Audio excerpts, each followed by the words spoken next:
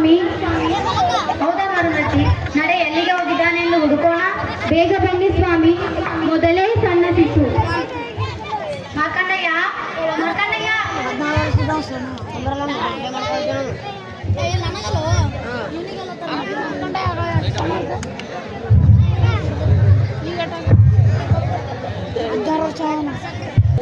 ಶಿವಪ್ಪ, ಶಿವಪ್ಪ.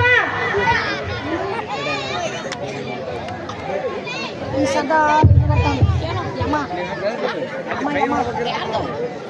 ನೋಡಿ ಒಮ್ಮೆ ಹೋ ಹೋ ಹೋ ಅಂದ್ರಿಂದ ಯಾರು ಬರ್ತಾರೆ ಯಮ್ಮ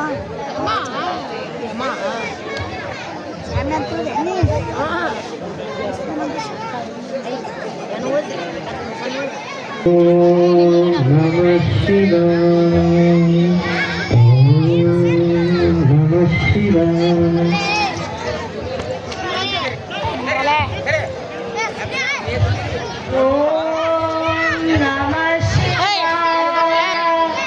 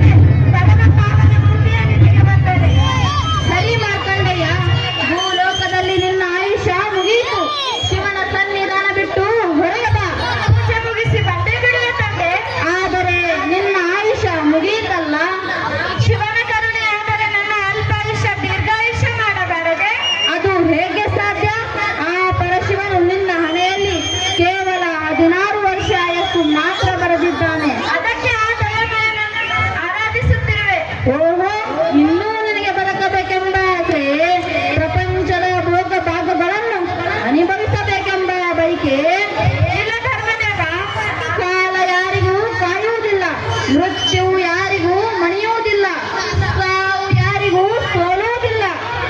ಈ ಕಾಲ ಭೈರವನ ಮುಂದೆ ನಿನ್ನ ಪ್ರತಾಪವೇ ಎಳೆಯ ಕುನ್ನಿ ನೀನು. ಸದಾಶಿವನ ಧ್ಯಾನದಲ್ಲಿರುವ ಭಕ್ತನಿಗೆ ಶಿವನ ಒಲುಮೆ ಇರುವುದು. ನನ್ನ ಭಕ್ತಿಗೆ ಅವನು ಬಂದೇ ಬರುವನು. ಆ ಪರಶಿವನು ನಿನ್ನೊಂದಿಗೆ ಮಾತನಾಡಬೇಕೆ? ಚೆನ್ನಾಗಿದೆ, ಚೆನ್ನಾಗಿದೆ. ಯುಗ ಯುಗ ಅನೇಕ ಮುನಿಗಳು ಧ್ಯಾನದಲ್ಲಿರುವಾಗ ಪರಶಿವನು ಉಂಗುಷ್ಟ ಕಾಣದ ದುರ್ಬಲವಾಗಿರುವುದರಿಂದ ನಿನ್ನ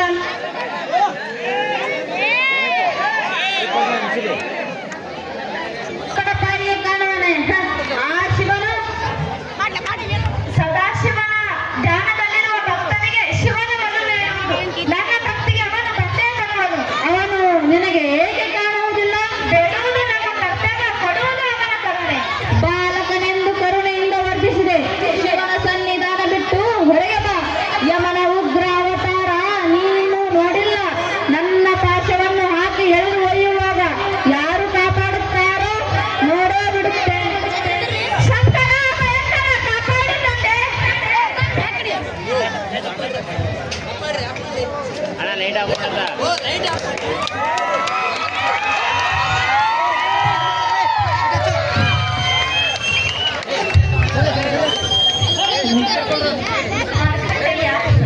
ಮೇಲೇಳು ಮಗು.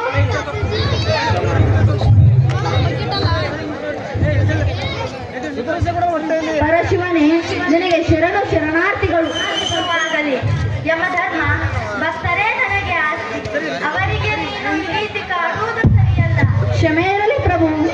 ಪರಮೇಶ್ವರ ದಯಾಮಯಿ ಕರುಣಾಸಾಗರ ತಂದೆ, ನನ್ನ ತಂದೆ ಮಾರ್ಕಂಡಯ್ಯ ನೂರಾರು ಕಾಲ ಚಿರಂಜೀವಿಯಾಗಿ ಬಾಳು.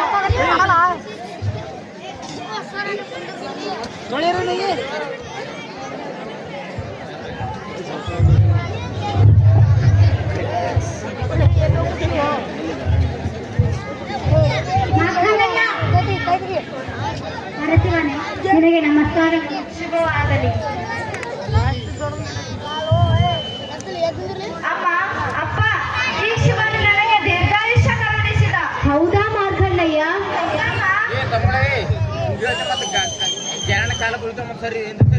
ಮಂಗಳವಾಗಲಿ. ಯಮಧರ್ಮ ನೀವಿನ್ನು ಹೋಗಿ ಬರಬಹುದು. ಆಗಲಿ ಪ್ರಭು.